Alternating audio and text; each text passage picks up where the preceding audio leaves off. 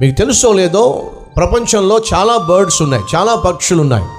దాని పేరు thrush, THRUSH, thrush అనే ఒక పక్షి ఉంది. ఆ పక్షి రోజుకు 19 గంటలు పనిచేస్తుందట. ఎన్ని గంటలు?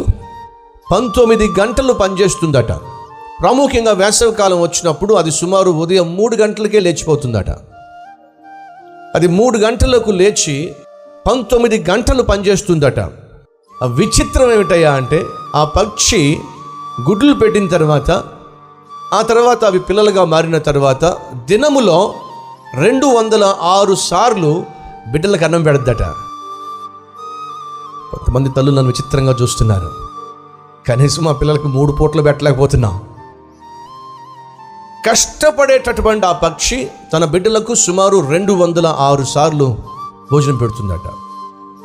అడుగుతున్నాను, నీ బిడ్డలకు కనీసం కడుపు నిండా భోజనం పెట్టగలుగుతున్నావా? సహోదరుడా, నీ కన్న బిడ్డలకు కనీసం కడుపు నిండా రోజుకు 3 పూటలు పెట్టగలుగుతున్నావా? పెట్టలేకపోతున్నాను అంటున్నావంటే నువ్వు సోమరుడివి, సోమరిదానివి. మోడుబారిన జీవితాలు చిగురించాలి అంటే కూర్చొని మేస్తే కుదరదు, కష్టపడి పనిచేయాల్సిందే. ఈరోజు తీర్మానం తీసుకోండి. ఇప్పటి వరకు నేను కష్టపడుతున్న దానికంటే రెట్టింపు నేను కష్టపడతాను అనే తీర్మానం మీరు తీసుకుంటే ఖచ్చితంగా కష్టానికి తగిన ఫలితాన్ని మీరు చూస్తారు. ప్రసంగిలో మనం చూస్తాం 9వ అధ్యాయం 10వ వచనం, నీ చేతికి ఇవ్వబడిన పనిని శక్తి వంచన లేకుండా చెయ్యే. ఏమిటట?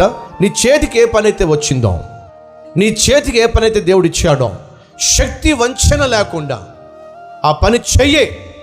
ఖచ్చితంగా దేవుడు దానిని దీవిస్తాడు.